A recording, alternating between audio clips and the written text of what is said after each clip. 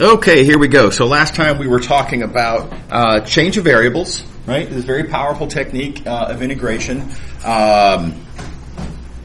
We're going to do a lot of stuff with change of variables. Well, we're going to do a lot of stuff with the broad stroke idea of change of variables. We're also going to do a lot with change of variables. Anyway, the very last bit we talked about was this idea that, your change of variables function might go the way that we had planned, the way we initially talked about, but there are some very reasonable circumstances where it might end up going backwards. It's going the wrong way, and this can be confusing. It does create some problems. What we argued last time was that, as we would hope, the stretching factors, depending on whether you're going what you might call the right way or what you might call the wrong way, are reciprocals of each other. Now, I emphasize this looks like a consequence of trivial algebra of fractions. Right? And I want to emphasize, I said it before, but I think I should say it again, that this is not a consequence of a, trivial algebra of fractions. What this is a consequence of the algebra of determinants. Because after all, even though this looks like a fraction, it isn't. It's a determinant.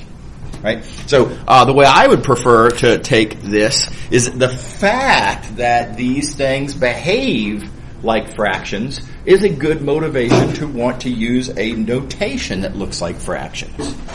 It's just kind of convenient that way. So, but anyway, it's important to realize what implies what. And so anyway, there's enough of that. Okay, so here is an example of how that's going to become useful. We're going to try to do an integral now on this domain right here.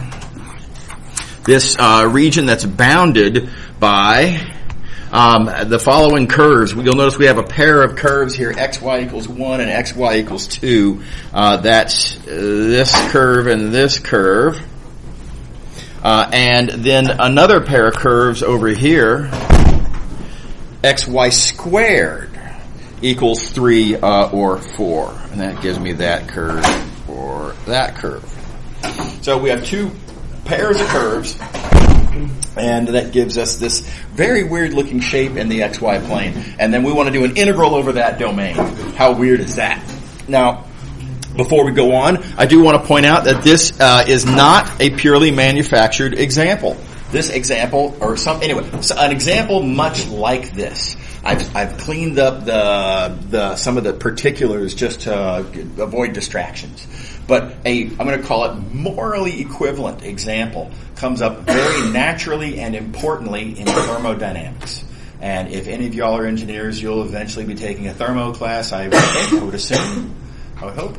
And in that class, you'll see something called the Carnot engine or the Carnot cycle. And it serves a very important sort of theoretical role in understanding thermodynamics. And anyway, this, like I say, comes up very naturally. So this is not entirely manufactured. This is a very real example.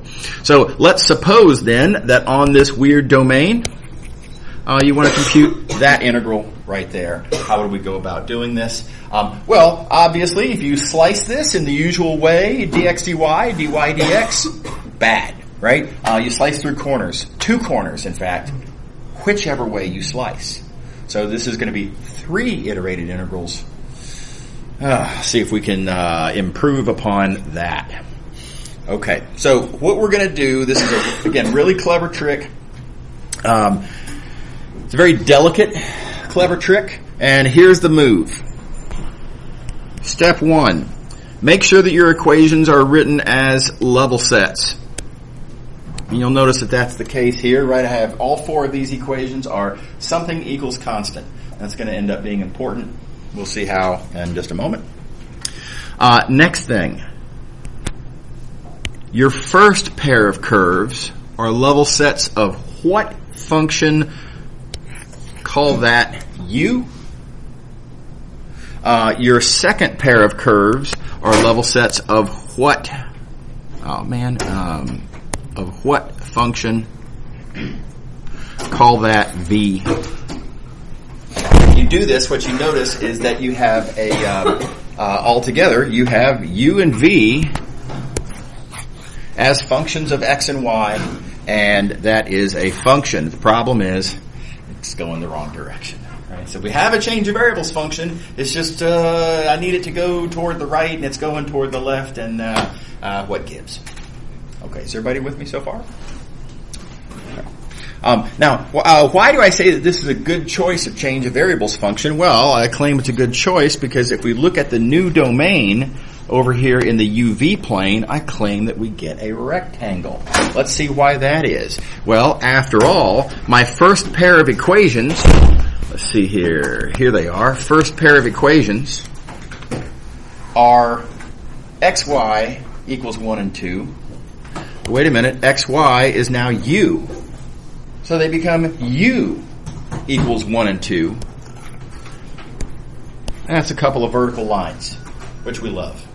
Why did we get vertical lines? Well, we got vertical lines because I had u equaling constants, which came about because I had xy equaling constants. So you can see now the fact that I had equal constants, the fact that these were level sets, right, is why we ended up with this nice, pretty thing over here in the domain. Okay. All right. And then likewise, and you can probably see this one coming, look at the second pair of equations over here. That second pair of equations, xy squared equals constants. Well, that means v equals constants. That gives me this pair of equations, which of course are just horizontal lines. So, boom, rectangle, all a consequence of how we set this up in the first place. Pausing for questions. Who's got a question about this? Everybody on board? Okay. Right. Okay. So let's compute the stretching factor. Correction. Let's compute the only stretching factor we know how to compute. I have a formula here for u and v as functions of x and y. I don't have a formula for x. I don't have a formula for y. Now, side note, yeah, we could do a little bit of algebra. It wouldn't be that, in this case, it wouldn't be that bad to solve for x and y. Let's not, right? Let's prepare ourselves for those cases where solving for x and y is not doable for whatever reason, or not convenient for whatever reason, of which there are several. So we have u and v, not x and y. So all I can compute partial-wise is this. I can compute the partials of u and v because I have u and v. And, partial derivatives, determinant, algebra, etc. And boom, there you go. There's our partial. Okay. All right. So, okay, real quick though, before we go back up to the algebra that I just glossed over, let's remind ourselves, this is the integral that I want to compute. This is what I was asked in the first place.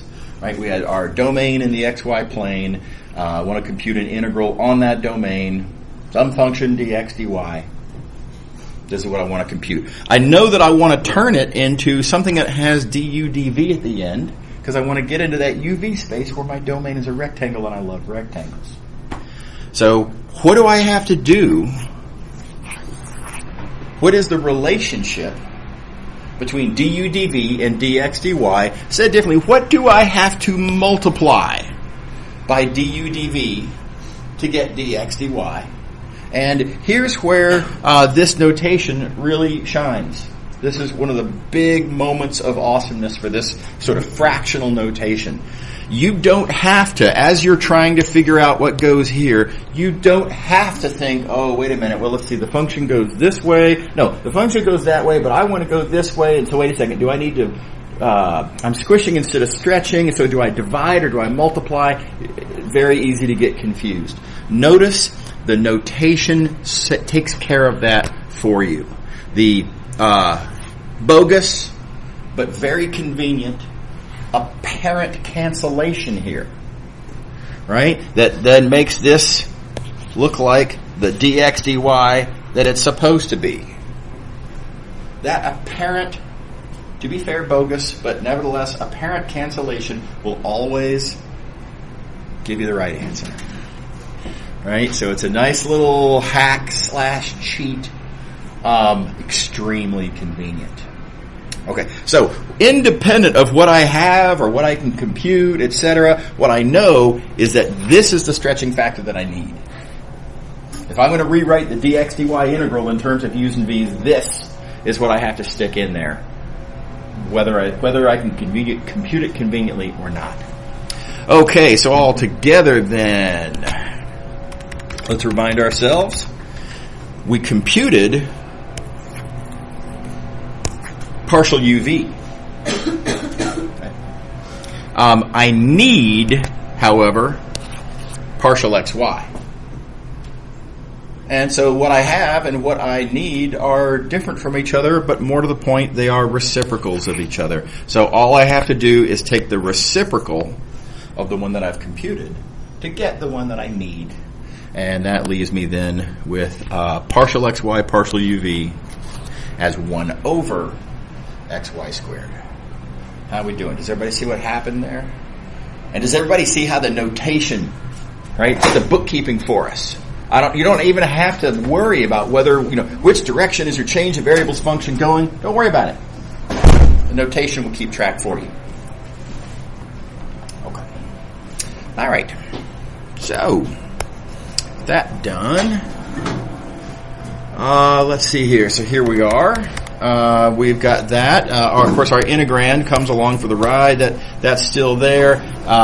We've got this rewritten as such, and so our integral turns into this. And here is one of the truly disappointing things, though. If your change of variables function is going the wrong way, you find yourselves with an integrand that's still in terms of x and y. This is just a consequence of the fact that when you are doing a pullback, plugging in is convenient only in one direction. That's one of the things we talked about previously, right? So, okay, well, this is annoying. In some sense, the whole reason that I didn't bother solving for x and y in the first place is because I was hoping to avoid solving for x and y. And now, at a glance, it kind of looks like I'm going to need to solve for x and y so that I can plug in here. So, an important point, I actually don't have to solve for x and y. In fact, all I need, now that I've got my entire integrand figured out here, I just need to find this one thing. The total integrand. I don't need x and y individually. Okay, and sometimes this might end up being a lot easier than having to do both x and y and deal with it that way. Okay. All right, so now it does remain. I've got to figure out what this is. How do I solve for that integrand? Bad news, I'm sorry to say, this is different in every example. The algebra is just different. Every example is just different, right? And I'm going to say, look at what you have and try to make reasonable guesses as to what kind of algebraic relationship would you expect between the things that you have and the things that you want. So here, I find myself wanting to understand x to the 7th times y to the 1st. What I have are u and v, which I know to be xy and xy squared. And so I propose the following. I have products of powers of x and y. I want a product of powers of x and y. What would you guess you would do to products of powers to get a product of powers? And my modest proposal is that we take those products of powers and take a product of powers of them. Because after all, a product of powers of products of powers is structurally a product of powers that I need it to be. So, now this is a guess, right? Purely a guess, but it's a reasonable guess based on the algebra that I have before me. What do you think about that? Is everybody okay with that? So, you wouldn't speculate based on your formulas for u and v and based on your formula for your integrand. You wouldn't expect that the relationship would involve trig functions, right? It doesn't seem likely. So this is the only reasonable guess. All right, with that noted, multiply this all out. And then notice that what you really need then is you need for a plus b to equal to 7. And you need for a plus 2b to equal to 1. And that gives you these equations right here. Which, Math 218 or high school algebra, whichever, solve for A and B. And once you know your A and B, then you win. And you've got your integrand now rewritten in terms of U and V. And remember, the whole purpose of that was that this thing I have now rewritten in terms of U and V, and that goes there. Everybody all right? Okay, again, they're all different every time. This is just how this one happens to work out. Okay, we now have several wins under our belts. And you may recall that when we were developing these ideas for change of variables, I deliberately skipped over a couple of complications. We had enough going on at the time. I wanted to focus on the process, and let's get some examples done successfully, and then we'll come back and deal with the complications. Here's the first one we're going to talk about. Where does the stretching factor formula come from? Right? I just kind of asserted it. Now let's justify it. All right. Okay, so reminder what the stretching factor is. It's a relationship between the input area, du dv, and the output area, whatever this is going to be some sort of, it's going to be the result of some sort of a contortion of our input area. Our input area was a rectangle. Do keep in mind that these pieces are really small, right? In the limit anyway, they're arbitrarily small. And so with the understanding that all differentiable functions are on the small scale understood by their linear transformations, right? By the derivative transformations. That's how linear approximations work. I'm going to suggest, I hope this seems plausible, that the image is a linear transformation acting on the original. And what happens when you apply a linear transformation to a rectangle? Well, you get a parallelogram. Okay, so we need to figure out what the area of this parallelogram is, figure out how we can relate that to the original area, namely du dv. Right? We're going to need to compute the blue thing, figure out how to make that a factor times the green thing, and whatever that factor is our answer. So we're going to start by literally computing this blue area, see what happens, and proceed from there. Okay. All right. I need to understand these edge vectors in order to do that. Let's take these one at a time. Where does this first edge vector come from? And keep in mind, I can think of, let's see here, I'll do it like this. I can think of this side of my rectangle as being just a line segment, but better, I can think of it as a vector. I can think of this as a displacement. I can think of it as I was here and now I've moved to here. Right? Once it's a vector, I can interpret it as a change. And once I have it interpreted as a change, I can say, hey, I know relationships between input changes and output changes. That's what derivatives do. Right? So if I need to understand this purple vector, I'm going to first try to understand this dark blue vector, and then just apply the derivative transformation to get the purple vector. Okay, so what is this dark blue vector? Well, it's pointing in the E1 direction, isn't it? This width is du. So this vector is in the E1 direction, has magnitude du, so it is E1 du. And that's just sort of a geometric observation of what this vector is and what it's doing. Okay. And, as previously noted, the output is just going to be the derivative transformation times that input vector. And input changes turn into output changes by way of the derivative transformation. Okay. Alrighty. So here's our formula for our, let's see here, let me try to get my colors back on board here. This first edge vector is dg times E1 du. It's a mouthful, but anyway, there it is. It's the first column there. And then analogously, this second vector here, that vector, likewise, similar argument, that formula goes here. And now finding the area is old news, right? This is chapter 1 problem. If I want to compute that area of a parallelogram, no problem. It's the absolute value of the determinant of the matrix whose columns are those two edge vectors. Chapter 1, right? Math 218 repetition. Everybody on board so far? Oh, y'all got a B over there? Uh-oh. Sorry about that. That's one of the downsides of having the windows open. I'm sure the bee's just trying to get out, but I'm sorry. Oh, my gosh. I guess it'll be okay. I'm going to go ahead. Sorry. Y'all are very welcome to do whatever you feel like you need to do dealing with the bee. Don't hesitate. Okay, so, area of a parallelogram. Easy old formula there.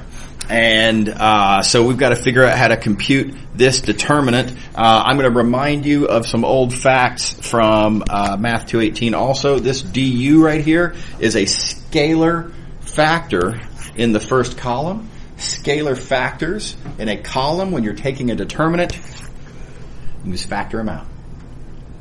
Right? And then likewise, dv here is a scalar factor in this second column. Scalar factors factor it right out. Okay. So that leaves me then needing to understand, let's see here, this matrix. And there's a wonderfully lovely little argument about how to understand this matrix. I'm going to understand this matrix one column at a time. Let's think about its first column. What can I say about its first column? Okay, now, again, ignore everything else in the picture. Let's look just at this first column. Just the first column. I've got a matrix times a standard basis vector. What do we know about a matrix times a standard basis vector? Again, old Math 218, linear algebra facts. Matrix times standard basis vector gives me the first column of that matrix. So this first column I'm interested in is, well, it's the first column of DG. So the first column of the orange matrix I want to understand is the first column of DG. And then likewise, what's this second column of this orange matrix? Well, it's DG times E2. This is then the second column of DG. So this orange matrix, its first column is the first column of DG. Its second column is the second column of DG. This matrix is DG. So that's how that simplifies to that. It's a lovely little argument there. Notice we win, right? This was what we wanted to show in the first place. We were interested in understanding how this output area here is a multiple of some sort of our input area here, du dv, and the factor that you multiply by green to get blue ends up being, as previously noted, this absolute value of the determinant of dg. So that's the argument. This is why the stretching factor is what I claim. Is everybody with me? All right. Okay, so we also previously only stated and applied change of variables in 2 dimensions. What about 3 dimensions? What if you have a 3-dimensional domain and you want to pull back to get a, hopefully, fingers crossed, more desirable 3-dimensional domain? Well, same deal happens. If you have some domain over here in the UVW space, right, solid 3-dimensional, let's say a nice 3-dimensional box, as we're hoping for. If you apply a change of variables function, and that then turns into this nightmare, right? And I've deliberately made this ugly. Right? And let's suppose that you find yourself, for whatever reason, needing to do an integral on this nightmare of a domain, and just imagine, this is a horrifying domain, right? As you slice this up, you're hitting corners all over the place. You're sideswiping faces all over the place. This would break up into I don't even know how many chunks this would have to get broken up into. Total nightmare. But that integral I can pull back, right, in the usual way, just like in 2 dimensions. And it's basically plugging in. The only thing that isn't just literally plugging in is I've got to figure out what my stretching factor is, and that stretching factor is, again, the same formula. It's the absolute value of the determinant of the derivative matrix. And the reason for this, why is this the stretching factor? It's just a 3-dimensional version of this argument. And that's a nice little exercise. I think everybody should, give yourselves a few minutes and try to come up with a 3-dimensional version of this. Hint, it's going to look a lot like this. It's going to be morally equivalent to this. It's just that instead of this being a rectangle, it's going to be a 3-dimensional rectangular box. And this will be a parallelepiped. And this matrix here will have 3 columns instead of 2. Everything else is going to be shockingly similar. Yeah? Would there ever be a situation where you need to do change of variables twice? Like you can get it to something simpler, but you can't get it fully simplified, and then you can change the variables again? Whenever you do a change of variables twice in a row, effectively that's equivalent to doing a change of variables by the composition of those 2 change of variables functions. So technically, the answer to your question is no. But practically speaking, yeah, sometimes it's just more convenient to, let me deal with this aspect of the domain first, and then after that, let me deal with some other aspect. So it can be convenient, but it's, practically speaking, that's probably what you meant, and so the answer is yes. Yeah, right. Anybody else?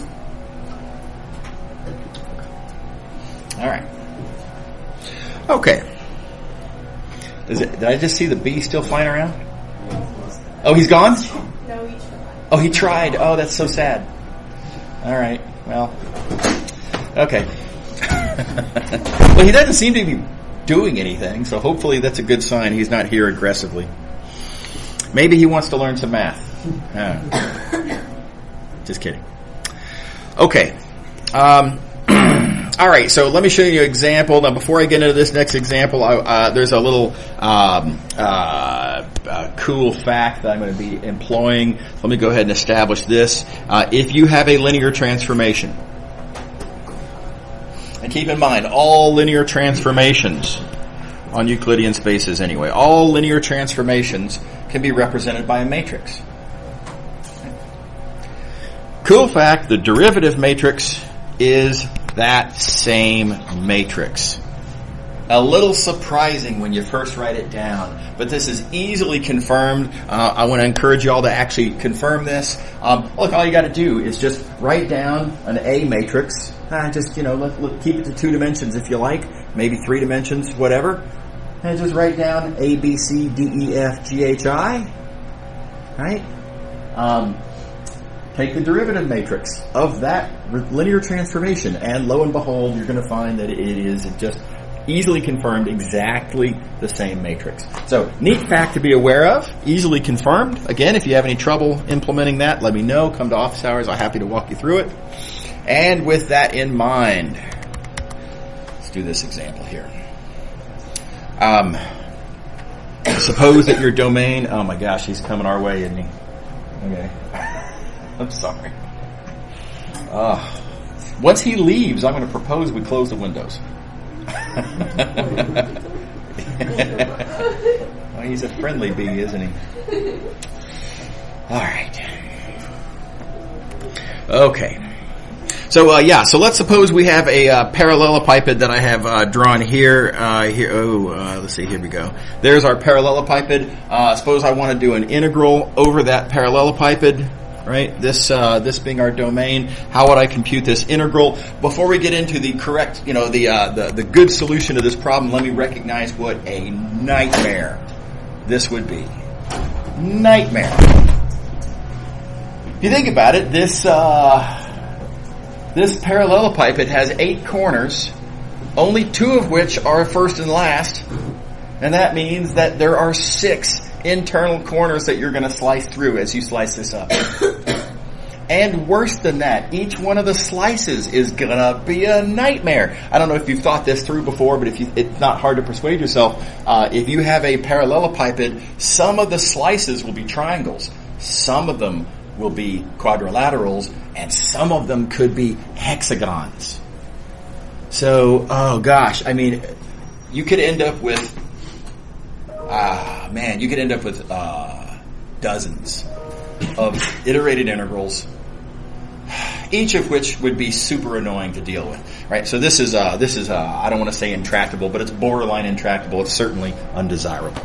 Okay, so this is our undesirable domain that we're going to try to pull back from. Okay, so here's the trick. Cool trick. Wish I thought of this. Somebody showed me though, and now I've just been copying that idea ever since. Here's the big idea. The edge vectors defining the parallelepiped, which you'll notice are given. Take those edge vectors, make those the columns of a matrix that defines a linear transformation. Ain't nothing to it, just whatever vectors are given, make those the columns. That gives you a matrix, that gives you a linear transformation. With that done, I claim, and this is beautiful, that your parallelepiped is just the image of the unit cube by way of that linear transformation. Nice fact. Easily confirmed, by the way.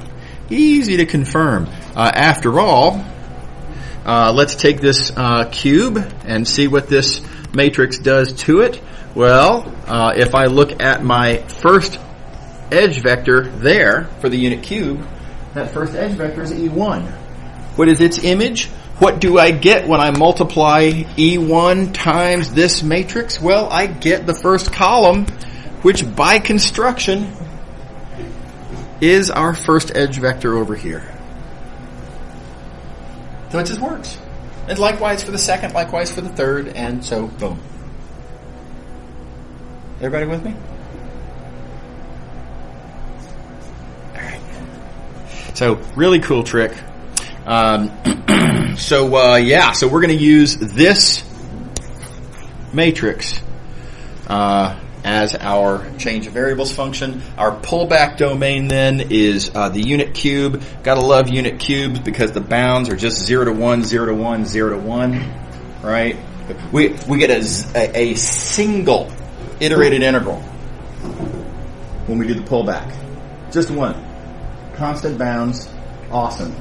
As opposed to nightmare of possibly dozens of iterated integrals that we would have with the original domain. So big victory. Now details that we do have to deal with. I've got to compute this stretching factor. The determinant of the derivative matrix. Conveniently, the derivative matrix is just the original matrix. Right? Neat fact. Again, linear transformations, the derivative matrix is the same as the matrix representing the linear transformation in the first place. So, very cool fact. So you got to compute that determinant. It's just a little bit of arithmetic, no big deal.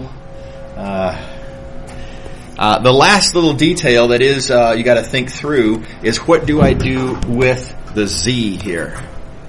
Right, this z. How do I deal with z? Again, remember the change of variables function is where all your plugging in information comes from. So specifically, let's remember this. We have that our matrix A times UVW is XYZ. And I want to know, apparently, what Z is. So all I want, in fact, is just the third coordinate of this product. And the third coordinate of that product is going to be the third row dot UVW, which is going to be then 015 dot UVW, which is that. Everybody follow me there? Everybody good? All right. So, yeah. I think this is arguably our best application so far of change of variables because, again, this it doesn't look that bad at a glance. I mean, it's parallelepiped. I mean, we got a word for it and everything. How complicated could it be? But the corners are just brutal in this situation. So this is a nightmare of a domain, and with one change of variables, we turn it into a single iterated interval. Okay. Big win. Okay. So, moving along. So, let me just remind y'all, section 5.5 that we're in right now is a monster. It's huge. It's arguably, it's easily should be 2 sections of the book instead of 1. I could make a case for it being 3 sections of the book. And certainly it's going to take us at least, I don't know, I very likely I think it's going to be at least 3 class meetings for us to get through it. We're already on our 2nd, and we're going to have a lot left to do on Wednesday as well. So we'll see how that plays out. The next big thing that we're going to do with it is how to use change of variables to apply to coordinate systems. And this is a really clever idea. This is one of the most common uses of change of variables, is using it in conjunction with coordinate systems. And let me remind y'all, we took a specific point of view on coordinate systems, polar coordinates, cylindrical coordinates, spherical coordinates, that I insisted that a good way to think about those is to think of them as functions. And there's different ways that, of course, you can think of them geometrically as well, and that's regularly convenient. But I want everybody to remember that we can also think of them as functions, and this is the point of view that I pushed. Here it is, no big deal. You can think of this as just our formulas relating the different coordinate systems, but notice this gives x and y as functions of r and theta. This is a function from 2 dimensions to 2 dimensions, if you choose to think of it that way, which I think we should. So we have ourselves a function from R2 to R2, aka we have ourselves a change of variables function. Is that cool? Everybody all right with that? So, okay, if we've got a change of variables function, you can compute the Jacobian determinant. A little bit of algebra. Everybody should do this. It'll take you 30 seconds. It's no big deal. Various partials. Multiply out, take the determinant, simplify, use the Pythagorean identity. It's going to come up.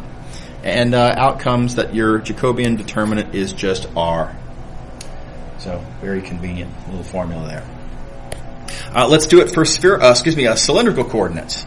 Here's our formulas for cylindrical coordinates, aka here's our cylindrical coordinates change of variables function.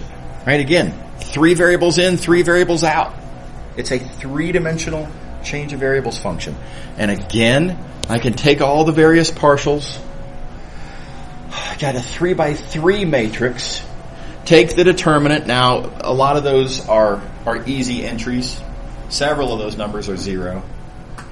But it is 3x3, so instead of taking you 30 seconds, this will take you 45 seconds, maybe a minute, right? It'll take you a little bit more time, but interestingly, you get, again, R.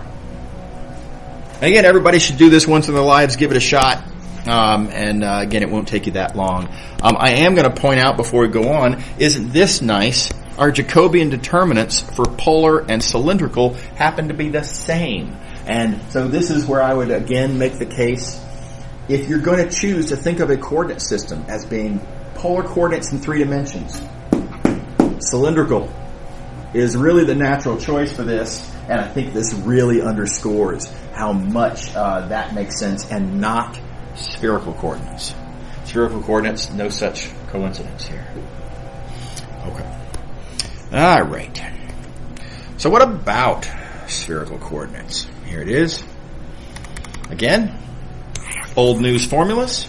Again, I can choose to think of this as a change of variables function. I can then, this one's going to be more work. I'm going to have, when I take the partials and make the derivative matrix and take the determinant and go through that whole process, this is going to take you several minutes, 5 minutes, something like that. This is more effort. Now again, not that bad. 5 minutes, not a lot of time, but there's a fair amount of trig to keep straight and deal with. The good news is that while all of this trig gives rise to even more trig in the matrix, when you multiply out the determinant, you get this monster expression. It simplifies really fast. The Pythagorean identity comes up multiple times, and it whittles down to a very compact answer that our Jacobian determinant is rho squared sine phi. All right? Again, everybody should do this once in your lives. I've already done mine. Now it's your turn. So I encourage you to take a whack at that algebra. Make sure you get this as your answer, and if you don't, you made an algebra mistake somewhere, and just go back and find it. Okay. All right. Now, awkward reality. Stretching factors are the absolute value of your Jacobian determinant. So we have this super annoying situation. I need a stretching factor. Here it is. It's the absolute value of R.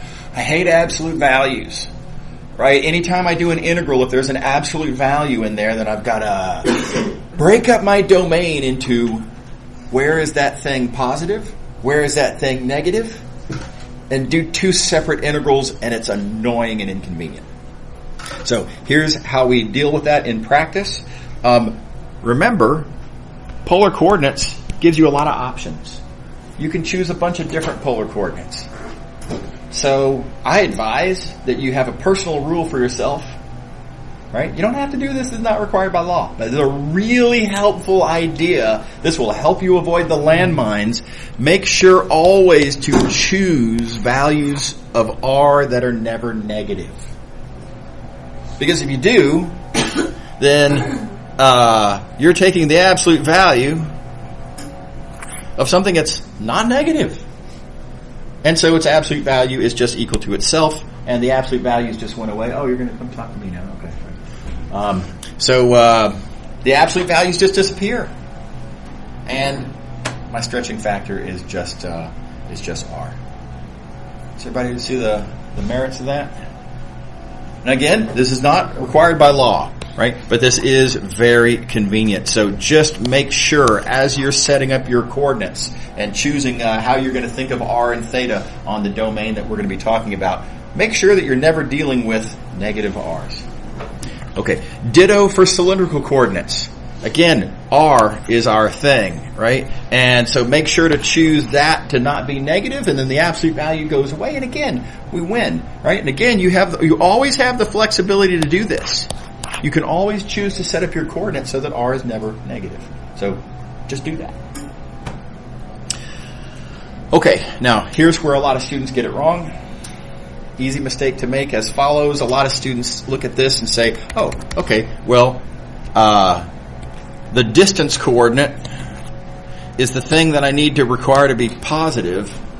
In both polar and cylindrical, I see a pattern here. The pattern is that the distance coordinate should always be positive. So for spherical coordinates, I'll just make sure to always choose rho to be positive. That's, as it turns out, a misleading seeming pattern. That's not how it works for spherical coordinates. Now, this is easily noted. Here is our Jacobian determinant. This is the thing that I need to take absolute values of. This that I have in green then, this is the thing that I want to make sure is positive, right? I want to make sure to avoid allowing it to be negative. And I ask with that in mind, what help would I get if I insist on making rho positive? It doesn't help me at all.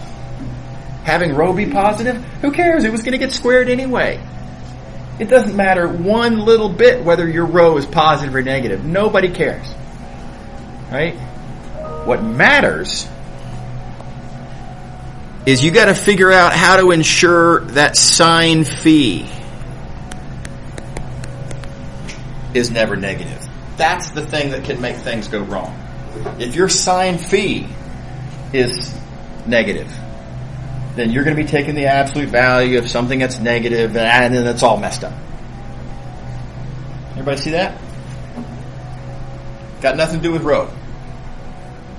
So, okay, well then I just have to figure out how to ensure that sine phi is never negative, and there's an easy resolution of that. Just pick these values of phi right here.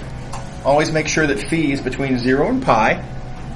Then sine phi will never be negative, and then rho squared sine phi will never be negative, and you can drop those absolute values and just go with rho squared sine phi happily on your way with no absolute value issues at all. So make sure to always stick with this choice. Again, I emphasize it's a choice, and if you want to make your life difficult and, go outside of this range for I guess you could, but why would you want to make your life hard? I don't know why anyone would want to do that. So I'm going to urge, always choose phi among these values. Now, good news. These are everybody's favorite values of phi anyway. Right? These are the ones that are geometrically the easiest to see. It's literally the angle off of the positive part of the z-axis. So this is kind of a win-win sort of a deal. If you promise to only choose the values of phi that you wanted to choose anyway, then you get to throw away the absolute values that you wanted to throw away anyway. Total win-win, right? But nevertheless, you do have to make sure to stay within those lines. Okay. All right, let's see an example. Let's look at this domain here, the first quadrant portion of the unit disk. Suppose that's our domain. The question says I want to compute this integral right here, integral over this ugly domain of x squared plus y squared. Now, it's not super ugly. I've seen worse, right? But just as an example of why I don't like this domain, notice by the way, this is brand new in the notes as of about half an hour before class. So I did upload it to Sakai. So if you want to have the updated version, just, it's there now. But anyway, let's just crank this out the old-fashioned way. dx dy or dy dx, take your pick. This is what it looks like, and you can kind of see what's about to happen here. In this dy integral, both of these terms right here, after you've done the dy integral, are going to have odd powers of y, into which you will be plugging a square root, which means that in here you're going to have a dx integral of a polynomial in x times a square root involving x, and it's they're inconvenient integrals. They're not undoable, right? It's feasible, but it's a pain. Integration by parts, tricky choices. I guess you could do trig substitutions. Anyway, no fun. So, not a desirable approach. Does everybody believe me that this looks undesirable? Okay. All right. So, that said, I claim that this first quadrant portion of the unit disk is very naturally an image by way of the change of by way of the polar coordinates change of variables function. So as follows, let's think about this rectangle as it turns out right here, easy rectangle, and I'm going to look at this one edge at a time. Let's think about this edge right here, this left edge. That edge has r equal to 1 on that entire edge. Right? This whole edge here is at r equals 1. So what does that look like in the xy plane? Well, that looks like that. It's part of the circle, r equals 1. Specifically, it's the part between where theta is pi over 2 and theta is 0. So it's between there and there. So it's literally this boundary edge, if you will, of our original domain. Right? So the green goes to the green. Everybody happy? Okay. What about this edge? Well, theta equals 0. R goes from 0 to 1, so that's this edge right there. Okay, let's see. What about this edge there? That's theta equals pi over 2. R goes from 0 to 1, so that's that edge. And now let's think about this last one, and this is a little weird, but this last edge here, if you notice, that's where R is equal to 0. on that entire red edge over there. And if R is equal to 0, well, in fact, that just means you're at the origin. All of that entire red edge gets squeezed down, pinched down to this, well, in fact, just the origin in the XY plane. So, the rectangle goes over color-coded as such to this, and therefore this region goes to, oh gosh, I ran out of colors. Anyway, goes to this original domain. Everybody with me? Okay. Oh, and I'm out of time, aren't I? Okay, so we'll pick up here next time, but notice we've got it all set up. We've got a new domain, and it's going to slice up very nicely. See y'all later. Y'all have a good one. Okay, draw the line there. Okay. Yep. All right. See ya. Yep.